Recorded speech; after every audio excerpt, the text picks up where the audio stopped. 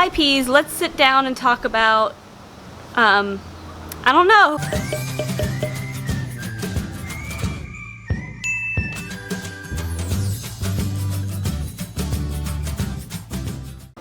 Hi Peas, my name's Taylor and you're watching Pets in a Pod, and it's been really hectic for me lately. If you didn't know, which I'm gonna talk about in a second, I am a teacher and I teach high school, and it's summertime right now, and although it seems like that would be relaxing, I'm actually doing a ton of stuff to prepare for next year because there's some exciting things going on for me as far as being a teacher.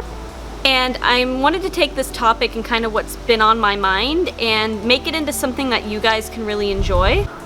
Also, before we get anywhere too far, I am filming outside, as you can tell, and it's a little breezy and the dogs next door sometimes bark, so if there's a lot of like cuts, it's because I'm trying to cut out wind noise and the dog barking and just get a nice video for you guys. Okay, so what I wanted to talk to you about today is kind of out of the box animal careers. So basically careers that most people don't think of when they think I want to work with animals. So the careers I'm not talking about today are the typical veterinarian, vet tech, vet assisting, as well as things like kennel working or shelter working. When people hear work with animals, they go straight to those things. And zookeeper, I'm not going to talk about zookeeping either. Those are all extremely very popular. And one of the things I like to do as a teacher, which is why this stuff's on my mind because I'm always preparing for my students, is unusual animal careers. So if you do like animals and you want to work with animals, I'm gonna give you some ideas that you might not have thought of.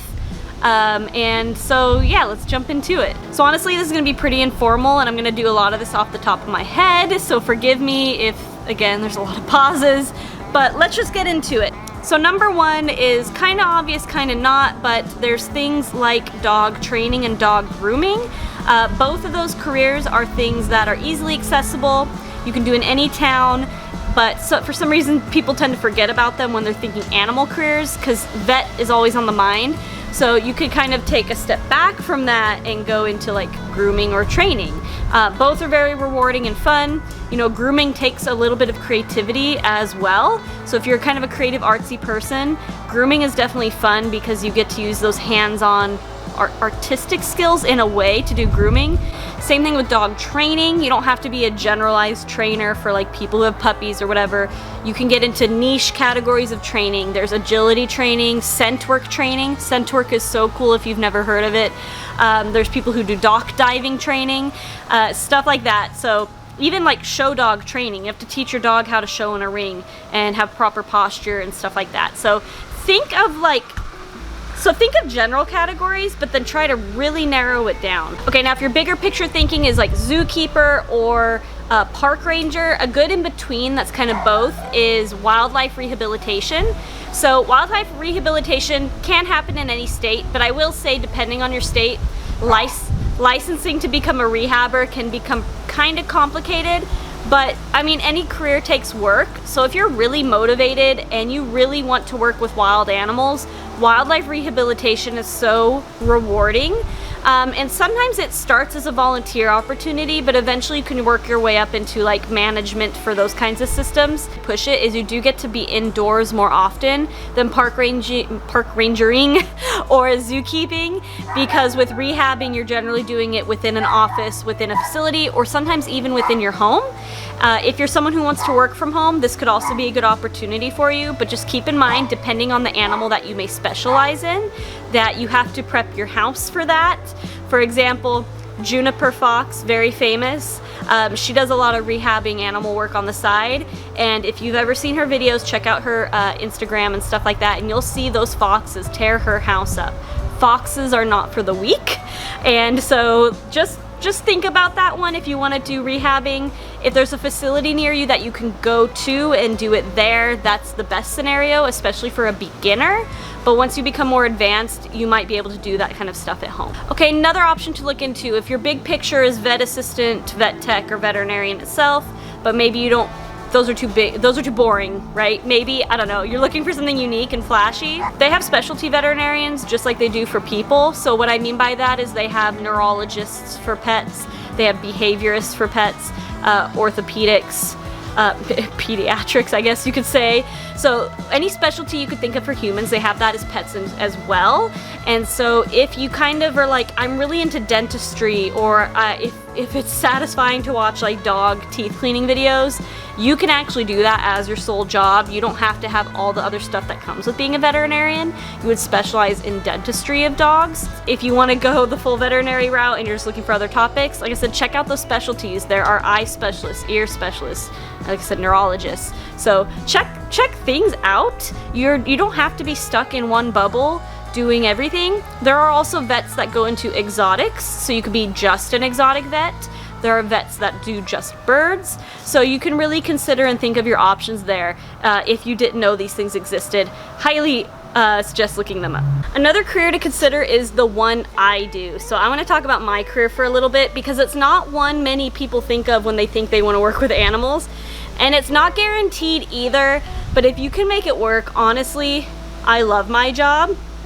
And that's not the whole YouTube thing. That's not a job for me.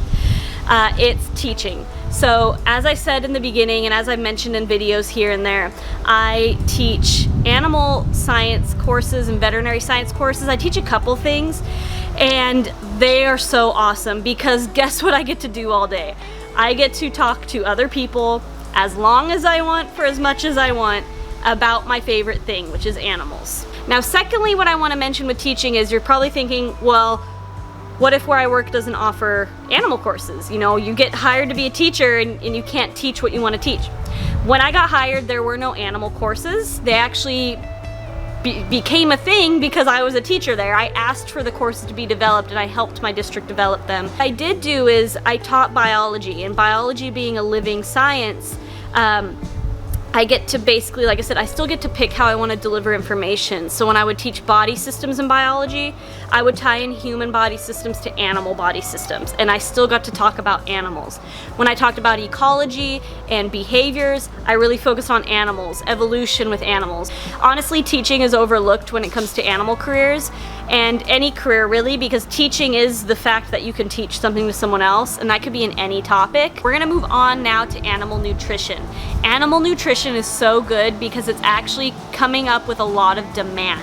There is becoming a huge demand for proper nutritionists for pets, because people now, as pets become more and more family rather than like comfort animal, as they become family, people are actually starting to make their own foods at home. Now with this, not everyone knows how to formulate foods, and it's not as simple as throwing things together like we kind of do for ourselves.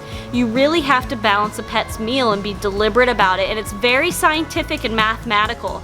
So if you like animals and you've got good math skills, nutrition is very fun and rewarding. You get to work with clients, you get to develop food, and I think that's it on my list as far as just off the top of my head, more unique animal fields that are easily accessible and you can kind of do in any city. Of course, there's other stuff. I could go on and on. All right, guys, it's getting really noisy out here. I'm gonna film the last bit inside, but I'm about to tell you the one job that I don't think you should do. This is the one job that don't try to do it. I don't recommend this. Okay, so here we go. The one job that I'm not going to recommend is pet tubing. So pet YouTubers is not a job for most people, okay? I don't recommend this as a career choice, and I say this because, and I say this lightly, there are some people on YouTube that do a very good job making a career out of this, but they generally put in a lot of time, a lot of effort, and they've been working their way up to this point. I don't recommend it as an option, as like put all your eggs in one basket, end all be all, like be a pet YouTuber and that's the career you strive for. You should strive for something else pet related, and then use those skills to then maybe go into pet YouTube world if that's something you want to do as a hobby. This YouTubing thing always should start as a hobby. If it turns into something more and you do make a little money from it, great.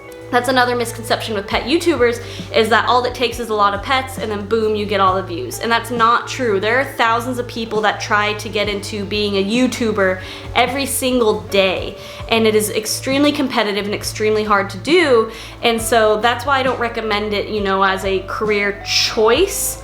Like I said, it should become a hobby first, or you go into a career path, gain skills, and then you can market those skills on YouTube.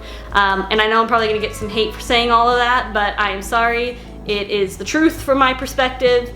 Like I said, you should never expect YouTubing to turn into something. It is a very fickle world, and it will change on you very quickly.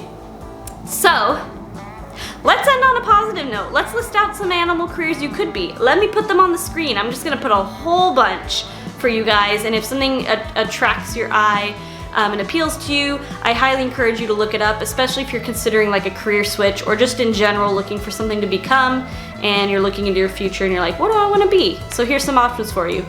Thank you everyone for watching. If you like videos like this, comment, give me ideas, let me know. But I do post every Friday, so come back and subscribe. Subscribing is extremely helpful to me.